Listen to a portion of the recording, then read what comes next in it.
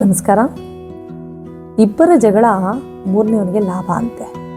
ಇವತ್ತಿನ ಕಾಲದಲ್ಲಿ ಮೂರನೇವನು ಎಷ್ಟು ಮಟ್ಟಿಗೆ ಲಾಭ ಪಡ್ಕೋತಾನೋ ಗೊತ್ತಿಲ್ಲ ಅಂತ ತಿಳ್ಕೊಳ್ಳಿ.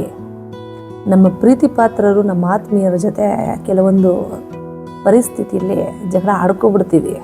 ಕೋಪ ತಡಿಲಾರ್ದೆ ತುಂಬ ಶಾಪನೂ ಹಾಕ್ತೀವಿ, ಬಾಯಿ ಬಂದಾಗೆ ಬೈದು ಬಿಟ್ಟಿರ್ತೀವಿ. ಅವರು ಕೂಡ ಅದೇ ರೀತಿ ಮಾಡಿರ್ತಾರೆ.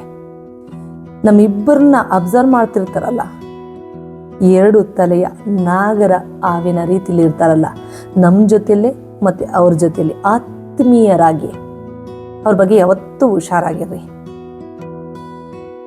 ಅವರು ನಮ್ಮ ಮನೇಲಿ ಜಾಮೂನ್ ಮಾಡಿದ್ದೀವಿ, ನಿಮಗೂ ಸ್ವಲ್ಪ ಬೇಕಾ ತಗೊಳ್ಳಿ ತಿನ್ನಿ ಅನ್ನೋ ರೀತಿಯಲ್ಲಿ ನಮ್ಮ ಪ್ರೀತಿ ಪಾತ್ರರು ನಮ್ಮ ಬಗ್ಗೆ ಬೈದಿರ್ತಾರಲ್ಲ, ಆ ಮಾತುಗಳನ್ನೆಲ್ಲ ಚಾಚೂ ತಪ್ಪದೆ ಬಂದು ಹೇಳ್ತಾರೆ. ಈ ಉರಿಯೋ ಬೆಂಕಿಗೆ ತುಪ್ಪ ಸುರಿತಾರೆ ಅಂತಾರಲ್ಲ, ಆ ರೀತಿ ಇನ್ನೂ ಜ್ವಾಲೆ ದಗ ದಗ ದಗ ಅಂತ ಹತ್ಕೊಂಡು ಉರಿಲಿ ಅಂತ ಮಾಡ್ತಾರೆ. ಇದರಿಂದ ಅವ್ರಿಗೆ ಏನು ಬೆನಿಫಿಟ್ ಇದೆಯೋ ಖಂಡಿತವಾಗಿಯೂ ಗೊತ್ತಿಲ್ಲ. ಆದರೆ ನಾವು ಕೋಪದ ಕೈಗೆ ಬುದ್ಧಿ ಕೊಡೋದು ಬೇಡ. ಈಗ ನಾವು ಅವ್ರನ್ನ ಬೈದು ಶಾಪ ಹಾಕಿದ್ದೀವಿ ಅಂದರೆ ನಮ್ಮ ಆತ್ಮೀಯರು ಬಿಡ್ತಾರಾ? ನಮಗೇನೆ ಡಬಲ್ ಅವರು ಮಾಡಿರ್ತಾರೆ. ಅದ್ರ ಬಗ್ಗೆ ಆಮೇಲೆ ಯೋಚನೆ ಮಾಡೋಣ. ಅದನ್ನೆಲ್ಲ ಬಂದು ನಮಗೆ ಹೇಳ್ತಾ ಇರ್ತಾರಲ್ಲ ಈ ಮಧ್ಯದವರು, ಅವ್ರಿಗೇನು ಲಾಭ? ಅವ್ರು ಯಾಕೆ ನಮಗೆ ಬಂದು ಹೇಳಬೇಕು?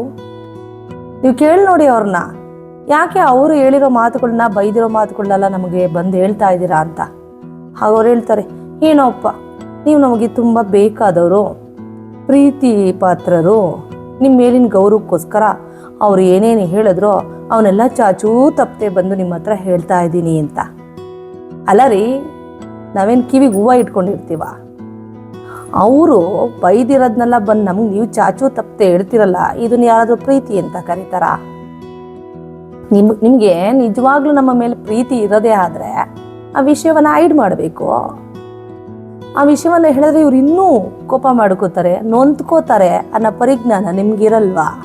ನಿಮ್ಗೆ ಬೇಕಾಗಿರೋದೇ ಅದು, ಹೊಗೆ ಹಾಡಬೇಕಲ್ಲ, ಚಳಿ ಕಾಯಿಸ್ಕೋಬೇಕಲ್ಲ. ಅದಕ್ಕಾಗಿ ಅವ್ರು ತಂದಿಡ್ತಾ ಹೋಗ್ತಾರೆ. ನಾವು ಅವ್ರ ಮಾತುಗಳನ್ನೆಲ್ಲ ನಂಬಿ ಮತ್ತಷ್ಟು ಹೇಳೋದಕ್ಕೆ ಹೋಗಿ ಆಗ ಅವರು ನಾವು ಏನೇನು ಹೇಳಿರ್ತೀವೋ ಆ ಮಾತುಗಳಿಗೆ ಈ ಮಸಾಲೆ ಹಾಕೋದು ಅಂತಾರಲ್ಲ, ಹಾಗೆ ಎವರೆಸ್ಟೋ MDH ಇಲ್ಲ ತಾವೇ ಉರಿದು ಪುಡಿ ಮಾಡಿದ ಕೊತ್ತಂಬರಿ ಬೀಜ ಆದ ಪುಡಿ ಇರುತ್ತಲ್ಲ ಮನೇಲಿ ಹೋಮ್ ಮೇಡೋ, ಆ ಪುಡಿ ಎಲ್ಲವನ್ನ ಹಾಕಿ ಹಾಕಿ ಹಾಕಿ ಸ್ವಲ್ಪ ಸಾಂಬಾರು ತಿಳಿಯಾಗಿದ್ರೆ ಅದನ್ನು ಗಟ್ಟಿಯಾಗೋವರೆಗೂ ಬಿಡದೆ ತಗೊಂಡೋಗಿ ವಿಷಯವನ್ನು ಮುಟ್ಟಿಸ್ತಾರೆ. ಇನ್ನು ಅವ್ರು ನಮಗಿನ್ನ ಜಾಸ್ತಿ ಮಾಡ್ತಾರೆ. ಹೀಗೆ ದೊಡ್ಡ ಕಂದರವನ್ನೇ ನಮ್ಮ ಮಧ್ಯೆ ತಂದಿಟ್ಬಿಡ್ತಾರೆ. ಹಾಗಾಗಿ ಫಸ್ಟು ಯೋಚನೆ ಮಾಡಿ, ಈ ಮಧ್ಯದಲ್ಲಿ ಬಂದು ಅಲ್ಲೂ ಇಲ್ಲೂ ಎರಡೂ ಕಡೆ ಹೇಳ್ತಾರಲ್ಲ, ಅವ್ರ ಬಗ್ಗೆ ನೀವು ಹುಷಾರಾಗಿರಬೇಕು. ಅವ್ರು ಹೇಳೋದಕ್ಕೆ ಮುಂಚೆ ನೀವು ಇವರ ಪರಿಶೀಲನೆ ಮಾಡಿ, ಯಾರು ತಂದಿಡ್ತಾ ಇದ್ದಾರೆ, ತಮಾಷೆ ನೋಡ್ತಾ ಇದ್ದಾರೆ, ಇವ್ರಿಗೆ ಏನು ಲಾಭ ಇದೆ ಅಂತ. ಆಮೇಲೆ ಇನ್ನೊಂದು ವಿಷಯ ಗೊತ್ತಾ, ನಮಗೆ ಬಂದು ಹೇಳ್ತಾ ಇರ್ತಾರಲ್ಲ, ನಿಮ್ಗೆ ಆ ಥರ ಬೈದರು, ಈ ಥರ ಬೈದರು, ಈ ಥರ ರೆಸ್ಪೆಕ್ಟ್ ಇಲ್ದಂಗೆ ಮಾತಾಡ್ತಾರೆ ಅಂತ. ಅಷ್ಟೆಲ್ಲ ಪ್ರೀತಿ ಇರೋರು, ಅಷ್ಟೆಲ್ಲ ಹೇಳೋರು, ಅವ್ರ ಮನೇಲಿ ಏನಾದರೂ ಕಾರ್ಯ ಆದರೆ ಮೂತುವರ್ಜಿ ವಹಿಸಿ ಮೊದಲು ನಿಂತ್ಕೊಂಡು ಓಡಾಡ್ಕೊಂಡು ಮಾಡೋರು ಈ ಮಧ್ಯದಲ್ಲಿ ಓಡಾಡ್ತಿರ್ತಾರಲ್ಲ ತಂದಿಡಕ್ಕೆ, ಅವರೇ ರೀ. ಕೇಳಿರೆ, ಏನ್ರಿ ನಮ್ಮ ಹತ್ರ ಅಷ್ಟೊಂದು ದೂರ ಹೇಳ್ತೀರಾ, ನೀವು ಹೋಗಿ ಅವ್ರ ಮನೆ ಕಾರ್ಯ ಮಾಡಿದ್ದೀರಾ ಅಂದರೆ ಏನು ಮಾಡೋದು, ಉಳಿಸ್ಕೋಬೇಕಲ್ಲ, ನಿಮ್ಮ ಥರ ರ್ಯಾಶಾಗಿ ಮಾತಾಡೋಕೆ ಬರೋದಿಲ್ವಲ್ಲ ಅಂತಾರೆ.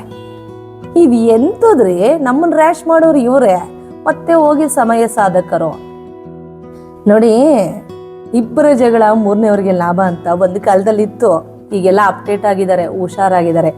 ಮೊದಲು ಮಧ್ಯದಲ್ಲಿ ಆಟ ಆಡೋಕ್ಕೆ ಬರ್ತಿರಲ್ಲ, ನಾರದ ಮುನಿಗಳು ನಾರದ ತನವನ್ನು ಮಾಡ್ತಾ ಇದ್ದುದು ಅಲ್ಲಿ ಇಲ್ಲಿ ಮಧ್ಯದಲ್ಲಿ ಲೋಕ ಕಲ್ಯಾಣಕ್ಕಾಗಿ ದೇವತೆಗಳು ಮತ್ತು ರಾಕ್ಷಸರ ಮಧ್ಯೆ ನಾರದ ಮಹರ್ಷಿಗಳು ಮಧ್ಯಸ್ಥಿಕೆಯನ್ನು ವಹಿಸಿ ಅಲ್ಲಿ ಇಲ್ಲಿ ತಂದಿಡ್ತಾ ಇದ್ರಂತೆ. ಯಾಕೆ ಅಂದರೆ ರಾಕ್ಷಸರ ಸಂಹಾರ ಆಗಲಿ, ದೇವತೆಗಳು ಅಧಿಪತ್ಯವನ್ನು ಸ್ಥಾಪನೆ ಮಾಡಲಿ, ಲೋಕದಲ್ಲಿ ಶಾಂತಿ ನೆಲೆಸಲಿ, ಎಲ್ಲರೂ ಸುಖ ಸಂತೋಷದಿಂದ ಇರಲಿ ಅಂತ. ಆ ನಾರದ ಮುನಿಗಳ ಪಾತ್ರವನ್ನು ನೀವು ಈ ರೀತಿಯಾಗಿ ಬಳಸ್ಕೊಂಡು ಹೆಸರು ಮಾಡೋದಕ್ಕೆ ಹೋಗ್ಬೇಡಿ.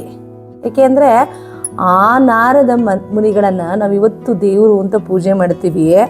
ನಾರಾಯಣನ ಪರಮ ಭಕ್ತ ನಾರದ ಮುನಿಗಳು. ನೀವು ಈ ರೀತಿ ಮಾಡೋದಕ್ಕೆ ಹೋದರೆ ನೀವು ಯಾರ ಪರಮ ಭಕ್ತರಾಗ್ತೀರಾ, ಯಾವ ಸ್ಥಾನವನ್ನು ಅಲಂಕರಿಸ್ತೀರಾ, ನಿಮ್ಮನ್ನು ಯಾವ ಪ್ಲೇಸಲ್ಲಿ ಇಡ್ತಾರೆ ಅನ್ನೋದನ್ನ ಮೊದಲು ಅರ್ಥ ಮಾಡ್ಕೊಳ್ಳಿ.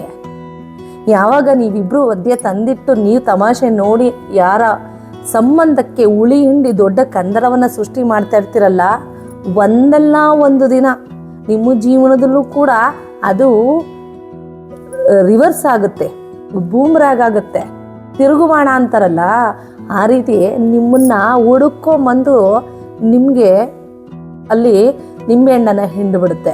ಹುಷಾರಾಗಿರ್ರಿ. ಹಾಗಾಗಿ ಫಸ್ಟ್ ನಾವು ತಿಳ್ಕೊಬೇಕ್ರಿ, ನಾವು ಅಲರ್ಟ್ ಆಗಬೇಕು. ಏನಂದರೆ ಯಾರಾದರೂ ನಮ್ಮ ಪ್ರೀತಿ ಪಾತ್ರನ ನಾವು ಬೈದಿರ್ತೀವಿ, ಜಗಳ ಮಾಡ್ಕೊಂಬಿಟ್ಟಿರ್ತೀವಿ. ನಾವು ಬೈದು ಅಂದಮೇಲೆ ಅವರು ಸುಮ್ಮನಿರ್ತಾರೆ, ಅವರು ಕೂಡ ಬೈತಾರೆ. ಇದು ಸರ್ವೇ ಸಾಮಾನ್ಯ ಸತ್ಯ. ಆದರೆ ಅದನ್ನು ಎಲ್ಲವನ್ನ ಕಲೆಕ್ಟ್ ಮಾಡಿ ಇಲ್ಲಿಂದ ಅಲ್ಲಿಗೆ ಹೇಳ್ತಾರಲ್ಲ, ಮೊದಲು ಅವ್ರನ್ನ ಅವಾಯ್ಡ್ ಮಾಡಿ. ಸಾಧ್ಯವಾದರೆ ಅವರು ಸ್ನೇಹನೇ ಬಿಟ್ಬಿಡಿ. ಅವರು ಒಂಥರ ಈ ಪಾರ್ಥೇನಿಯಂ ಗಿಡ ಇದ್ದ ಹಾಗೆ. ಅದು ಒಂದು ಗಿಡ ಹೊಲದಲ್ಲಿದ್ದರೆ ಇಡೀ ಹೊಲವನ್ನು ಆವರಿಸ್ಬಿಡುತ್ತೆ. ಹಾಗಾಗಿ ಅದನ್ನು ಬುಡ ಸಹಿತ ಕಿತ್ತು ಎಸ್ತು ಬಿಡಬೇಕು. ಸಾಧ್ಯವಾದರೆ ಸುಟ್ಟಾಕ್ಬಿಡಿ. ಅಂಥವ್ರ ಸ್ನೇಹನೇ ಬೇಡ ರೀ. ನೆಮ್ಮದಿ ಹಾಳು. ಯಾಕೆಂದರೆ ನಾವು ಮನಸ್ಸು ಈಚೆ ಬಯೋಗಿಲ್ವಾ, ನಮಗೇನೋ ಕೋಪ ಬರೋದು. ಯಾಕೆಂದರೆ ಮನುಷ್ಯ ಉಪ್ಪು ಹುಳಿ ಖಾರ ತಿನ್ನೋ ದೇಹ ಇದು. ನಮಗೆ ಕೋಪನೂ ಬರುತ್ತೆ, ಎಲ್ಲ ಬರುತ್ತೆ. ಆವಾಗ ನಾವು ಏನಾದರೂ ಒಂದು ಮಾತಂತೀವಿ, ಸಹಜ ಅದು. ಅದನ್ನು ಅತಿರೇಕದ ವರ್ತನೆ ಮಾಡೋದು, ಅತಿರೇಕಕ್ಕೆ ತಗೊಂಡು ಹೋಗೋದು ಈ ಮಧ್ಯವರ್ತಿಗಳು. ಈ ಮಧ್ಯವರ್ತಿಗಳಿಗೆ ನೀವು ಮೊದಲು ಅವಕಾಶ ಕೊಡಬಾರ್ದು. ಯಾವಾಗ ನೀವು ಕೊಡ್ತಾ ಹೋಗ್ತಿರೋ ಇವರು ಒಗ್ಗರಣೆ ಹಾಕೋದಕ್ಕೆ ಸ್ಟಾರ್ಟ್ ಮಾಡಿಬಿಡ್ತಾರೆ. ಹಾಗಾಗಿ ಜೀವನದಲ್ಲಿ ಸ್ಪಷ್ಟವಾಗಿ ಒಂದನ್ನು ತಿಳ್ಕೊಬಿಡಿ. ನೀವು ಅನ್ಬೇಕಾ ಅನ್ನಿ, ಬೈಬೇಕಾ ಬೈ, ಜಗಳ ಮಾಡಬೇಕಾ ಮಾಡ್ಕೊಳ್ಳಿ. ಮೊದಲು ಮಧ್ಯದವ್ರನ್ನ ದೂರ ಇಡಿ.